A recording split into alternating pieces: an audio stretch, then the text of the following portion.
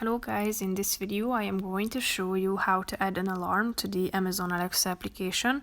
But first I just want to mention, don't forget to subscribe to my channel because at 10,000 subscribers I am going to show you my whole YouTube revenue statistics and growth strategy, how to make money online. So let's jump into it. First of all, open the app on your phone.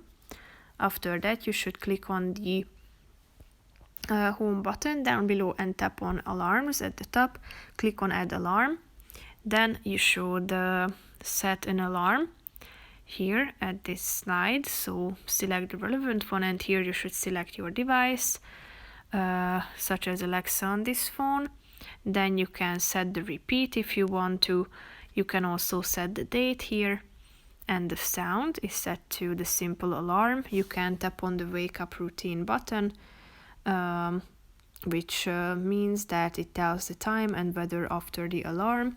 And if you are done with these steps, click on the save button in the upper right corner of the screen to save this alarm. So that's pretty much it for this video, guys. See you in the next one. Bye bye.